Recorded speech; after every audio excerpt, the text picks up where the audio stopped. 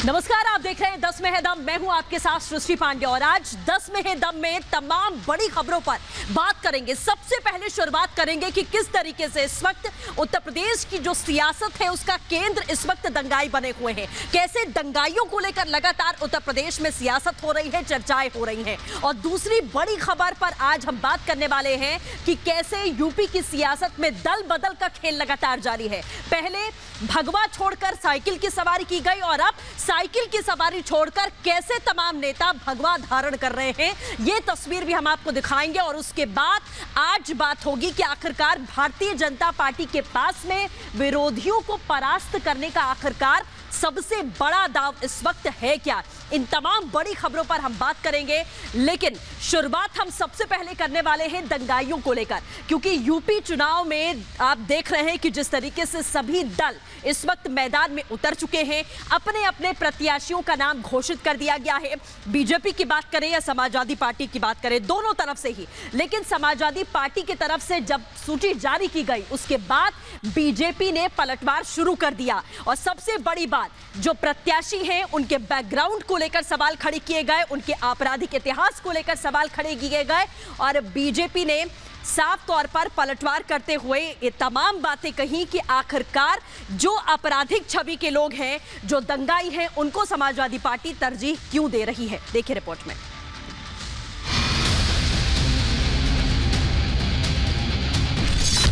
मुजफ्फरनगर के दंगाइयों को टिकट देना इस समाजवादी पार्टी और गठबंधन के चरित्र को उजागर कर देता है। सपा के समाजवाद का असली खेल या तो प्रत्याशी को जेल या फिर बेल। क्या कैराना से नाहिद हसन को टिकट देने का सपा का दांव उल्टा पड़ गया है? ये सवाल इसलिए उठ रहा है क्योंकि नाहिद हसन और दूसरे आरोपियों को टिकट देने को बीजेपी ने बड़ा मुद्दा बना दिया है। वैसे भी सत्ता के लिए बाहुबलियों और दागियों को टिकट देने का सिलसिला काफी पुराना है। सीएम योगी ने सपा आरएलडी की लिस्ट पर जोरदार प्रहार किया है। योगी ने कहा, पेशेवर हिस्ट्री शीटर्स को टिकट देना एसपी के चरित्र को बताता है। एसपी ने सत्ता को शोषण का प्रतीक बना दिया है। मुजफ्फरनगर के दंगाइयों को टिकट देना, बुलंदशहर और अन्य लोनी में हिस्ट्री सीटर को, पेशेवर हिस्ट्री सीटर को और अपराधियों को टिकट देना इस समाजवादी पार्टी और गठबंधन के चरित्र को उजागर कर देता है। नाहिद हसन की गिरफ्तारी पे तमाम तरह के सवाल उठ रहे हैं। तो अगर उनको गिरफ्तार कर लिया है तो उनके परिवार में जिनके ऊपर एक भी मुकदमा नहीं होगा उनको टिकट देंगे। केंद्रीय मंत्री अनुराग ठाकुर ने भी दंगे और दंगाइयों को लेकर अखिलेश यादव पर निशाना साधा है। अनुराग ठाकुर ने कहा कि सपा में वही जाते हैं जो दंगा कराते हैं। सपा जेल बेल का खेल करती है। अनुराग ठाकुर के आरोपों पर अखिलेश ने कहा कि पहले वो बताएं कि उन्होंने उत्तर प्रदेश को क्या दिया है। समाजवादी पार्टी में वो जाते हैं जो दंगा करते हैं, भारतीय जनता पार्टी में वो शामिल होते हैं जो दंगाइयों को पकड़ते हैं। सपा के समाजवाद का असली खेल या तो प्रत्याशी को जेल या फिर बेल। और आप नाहिद हसन को देखेंगे जो उनका प्रत्याशी नंबर 1 है समाजवादी पार्टी का, वो जेल में है। उनका दूसरा एमएलए अब्दुल आजम वो बेल पर है। एक जेल में, एक बेल पर। सूची देखेंगे तो शुरुआत जेल वाले से होती है और अंतिम की सूची का होगा तो बेल वाले पर होगा। ये जेल बेल का खेल, ये समाजवादी पार्टी का असली खेल। जब अनुराग ठाकुर जैसे मंत्री आपसे कुछ कहें, आप उनसे पूछिए कि जिस विभाग में आप मंत्री थे या जिस विभाग में मंत्री हैं, आपने उत्तर प्रदेश को क्या दिया, ये बताइए पहले तो। सपा की लिस्ट में नाहिद अकेले दागी नहीं है। लोनी से बाहुबली नेता मदन भैया को एसपी आरएलडी ने अपना उम्मीदवार बनाया है। मदन भैया पर भी कई आपराधिक मामले दर्ज हैं। सपा की पहले लिस्ट पर स्वतंत्र देव सिंह ने भी जमकर निशाना साधा है। अखिलेश जी ने प्रदेश के दंगाइयों और बलवाइयों और माफियाओं को समाज पार्टी का ब्रांड एम्बेसडर बना रहे, मैदान में उतार दिया है। यूपी के डिप्टी सीएम केशव प्रसाद मौर्य ने एसपी पर तीखा हमला किया है। उन्होंने कहा कि एसपी उम्मीदवारों की लिस्ट पश्चिमी यूपी के 2017 से पहले का ट्रेलर है। ये साफ है, अगर समाजवादी पार्टी सत्ता में आती है तो यूपी में फिर गुंडा राज होगा। मौर्य ने जनता से सवाल किया कि क्या आप चाहते हैं कि मुजफ्फरनगर दंगों की वापसी हो? उन अपराधियों को टिकट दे करके श्री अखिलेश यादव जी, आप अपने गठबंधन से उत्तर प्रदेश की जनता को क्या संदेश देना चाहते हो? क्या आप फिर से मुजफ्फरनगर दंगे की वापसी चाहते हो? क्या आप एक बार फिर से कैराना के अंदर जो पलायन की परिस्थिति शुरू हो गई, लोग अपने मकान बेच करके उत्तर प्रदेश छोड़ करके जाने लगे थे, क्या आप फिर से उस दिन को वापस लाने के सपने देख रहे हो? 2022 के सियासी संग्राम को जीतने के लिए वार पलटवार पूरे चरम पर है। नाहिद हसन का मुद्दा सपा के गले की फांस बन गया है। बताया जा रहा है कि नाहिद हसन को जब गिरफ्तार किया गया तब वो नामांकन करने के लिए जा रहे थे। पुलिस ने उनको गैंगस्टर एक्ट के तहत गिरफ्तार किया है, फिर उन्हें कोर्ट में पेश किया गया। कोर्ट ने उन्हें 14 दिनों के लिए जेल भेज दिया है। नाहिद हसन के जरिए बीजेपी मुजफ्फरनगर दंगे और कैराना के पलायन का मुद्दा भी जोर शोर से उठा रही है।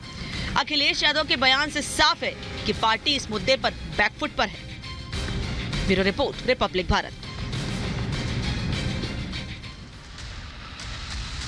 2022 के चुनाव में सत्ता में काबिज होने के लिए तमाम दलों में दल बदल का खेल इस वक्त लगातार जारी है। पहले आपने देखा कि भारतीय जनता पार्टी के मंत्री और विधायकों ने सपा की साइकिल की सवारी की, और अब यह दिखाई दे रहा है उत्तर प्रदेश में कि समाजवादी पार्टी के जो बागी हैं वो भगवा धारण कर रहे हैं। लेकिन इसी बीच में सबसे बड़ा सवाल वो ये है कि क्या ये दल बदलू इन सत्ताधारियों को और इन पार्टियों को सत्ता दिला पाएंगे? यह सबसे बड़ा सवाल है।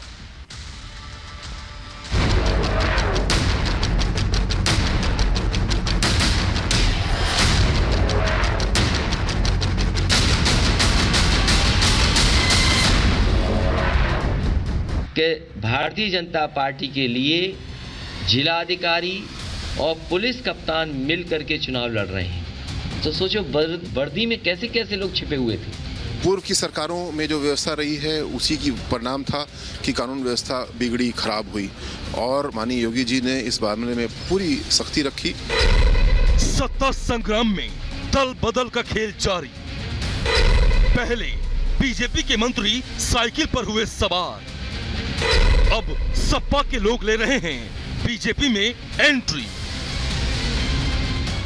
यूपी में सत्ता की जंग जीतने के लिए दल बदल का खेल जारी है। पहले स्वामी प्रसाद मौर्य और उनके साथियों ने सपा में एंट्री ली।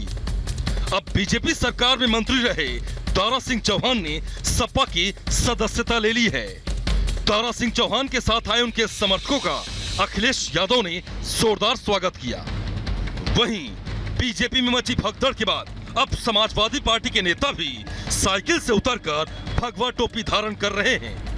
एक तरफ जहां दारा सिंह चौहान साइकिल पर सवार हो रहे थे, तो वहीं दूसरी ओर कानपुर के कमिश्नर रहे आईपीएस असीम अरुण ने आज बीजेपी ज्वाइन कर ली।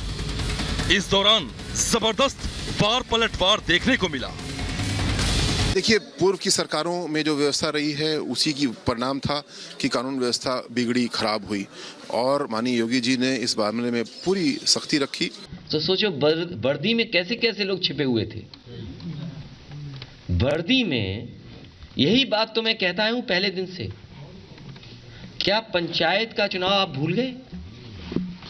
पंचायत का चुनाव जब हुआ था उत्तर प्रदेश में, मैंने कहा था कि भारतीय जनता पार्टी के लिए जिलाधिकारी और पुलिस कप्तान मिल करके चुनाव लड़ रहे हैं। साइकिल पर सवार होने के बाद दारा सिंह चौहान ने कहा कि यूपी में समाजवादी पार्टी की सरकार बनने से कोई नहीं रोक सकता है। वहीं असीम अरुण का पार्टी में जोरदार स्वागत करते हुए केंद्रीय मंत्री अनुराग ठाकुर ने सपा पर जुबानी प्रहार किया।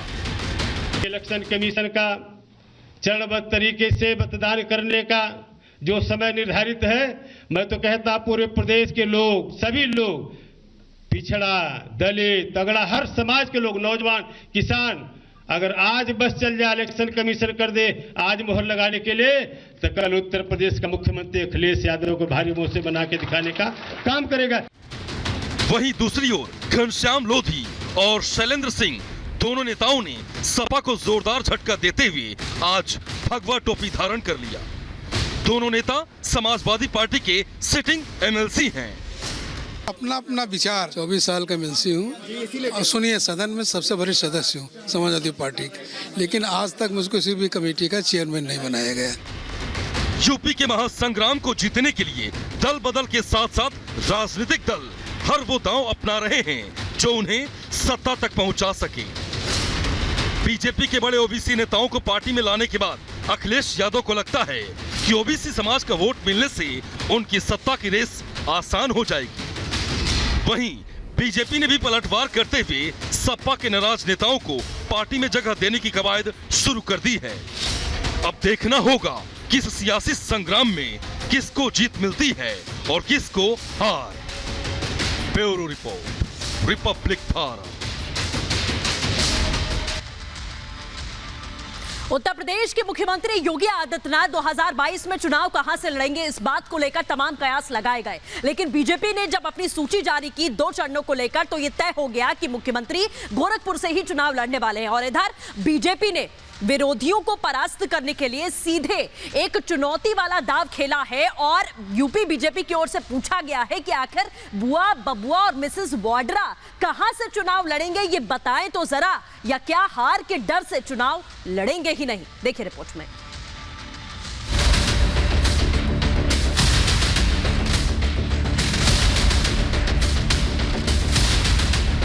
और हार के डर के कारण चुनाव नहीं लड़ रहे कि चैलेंज बराबर के लोगों में किया जाता है।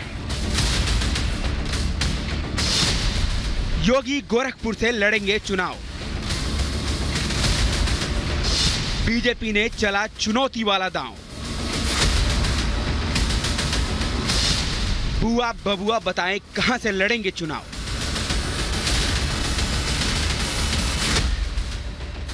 सीएम योगी गोरखपुर से चुनाव लड़ेंगे, वहीं डिप्टी सीएम कौशाम्बी की सिराथू सीट से मैदान में उतरेंगे। बीजेपी ने पहली लिस्ट में दोनों के टिकट फाइनल कर दिए हैं। योगी के गोरखपुर से चुनाव लड़ने पर अखिलेश यादव ने तंज कसा था, कहा था कि बीजेपी ने उन्हें घर भेज दिया है। बीजेपी ने अब चुनाव को लेकर चुनौती वाला दांव चल दिया है। यूपी बीजेपी ने ट्वीट किया है, मुख्यमंत्री योगी आदित्यनाथ गोरखपुर से चुनाव लड़ रहे हैं। बुआ, बबुआ और मिसेस वाड्रा जी को जनता को बताना चाहिए कि आप किस किस सीट से चुनाव लड़ रहे हैं या हार के डर से चुनाव नहीं लड़ेंगे। शुरुआती तौर पर भारतीय जनता पार्टी की तरफ से ये कहा गया था कि जो पार्टी के बड़े नेता होंगे उनको कहीं ना कहीं से चुनाव लड़ाया जाएगा, और जब पहली लिस्ट आई तो उस लिस्ट में उत्तर प्रदेश के मुख्यमंत्री साथ ही साथ प्रदेश के उप मुख्यमंत्री का नाम सामने आया। इस पूरी लिस्ट के बाद भारतीय जनता पार्टी ने ये सवाल उठाना शुरू कर दिया है कि उनकी पार्टी के तो जो नेता हैं वो चुनाव लड़ रहे हैं, लेकिन बुआ, बबुआ और प्रियंका गांधी वाड्रा यानी कि अखिलेश, मायावती और प्रियंका वो किन सीटों से चुनाव लड़ेंगे। चुनाव लड़ने वाली चुनौती पर बीजेपी के महासचिव दुष्यंत गौतम ने विरोधियों पर तंज कसा है। दुष्यंत गौतम ने कहा कि विपक्ष के बड़े नेता हार के डर से चुनाव नहीं लड़ रहे हैं। तो सब दलों को भी बताना चाहिए कि वो कहां से लड़ रहे हैं। जनता के बीच में जीत के आएंगे तो जनता उनको स्वीकार भी करेगी। अगर उससे बचेंगे वो लोग तो साफ साफ लगता है कि पीछे की डोर से राजनीति करना चाहते हैं और हार के डर के कारण चुनाव नहीं लड़ रहे हैं, जिससे साफ जनता में मैसेज जाएगा कि योगी आदित्यनाथ जो स्वीकारता उनकी पूरे उत्तर प्रदेश में है। वहीं बीजेपी की चुनौती पर कांग्रेस नेता राशिद अल्वी ने सवाल उठाए हैं। राशिद अल्वी ने कहा कि बीजेपी मुद्दे से भागना चाह रही है, योगी बराबर के लोगों को चैलेंज करें। मुद्दों से भागना चाहती है बीजेपी, लेकिन उनका ये चैलेंज मैं बीजेपी के नेताओं से कहूंगा कि चैलेंज बराबर के लोगों में किया जाता है। योगी आदित्यनाथ के मुकाबले में अगर वो चुनाव लड़ रहे हैं तो उत्तर प्रदेश कांग्रेस कमेटी का अध्यक्ष भी चुनाव लड़ रहा है। प्रियंका गांधी उत्तर प्रदेश की नेता नहीं है, वो देश की नेता है। ये सही है कि वो इंचार्ज है यूपी की। चैलेंज करना है तो कांग्रेस पार्टी के उत्तर प्रदेश के नेताओं को चैलेंज करो। योगी चुनाव लड़ रहे हैं, अखिलेश मायावती को चुनाव मैदान में उतरना चाहिए या नहीं, देखिए लखनऊ के लोगों का इस पर क्या कहना है। मुख्यमंत्री बनना है, मंत्री बनना है, उनको चुनाव लड़ना चाहिए ताकि ये पता चले कि हमारी समाज में स्वीकार्यता क्या है। जो मुख्यमंत्री बनने की इच्छा रखता है कि मुझे मुख्यमंत्री बनना है, उसको जनता के बीच में जानना चाहिए। इस तरह से योगी जी, डिप्टी सीएम केशव मौर्य जी, दिनेश शर्मा जी चुनाव लड़ रहे हैं। योगी के गोरखपुर से चुनाव लड़ने पर अखिलेश यादव ने तंज कसा था। अब बीजेपी ने चैलेंज देकर नया दांव चल दिया है। बीजेपी जनता को ये मैसेज देने की कोशिश कर रही है कि मायावती, अखिलेश और प्रियंका गांधी जैसे बड़े नेता हार के डर से चुनाव लड़ने से बच रहे हैं। अब देखना यह होगा कि बीजेपी की चुनौती पर सपा बसपा क्या जवाब देती है। Bureau report, Republic Bharat. Noida से कांग्रेस की प्रत्याशी पंखुड़ी पाठक ने प्रचार प्रसार के नाम पर कोरोना नियमों की जमकर धज्जियां उड़ाई हैं और इस वक्त उनके साथ में छत्तीसगढ़ के मुख्यमंत्री भूपेश बघेल भी मौजूद थे। देखिए रिपोर्ट में।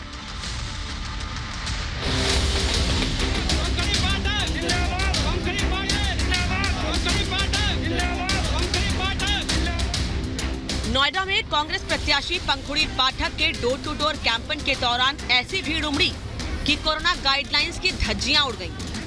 पंखुड़ी पाठक के समर्थन में चुनाव प्रचार के लिए छत्तीसगढ़ के मुख्यमंत्री भूपेश बघेल भी मौजूद थे।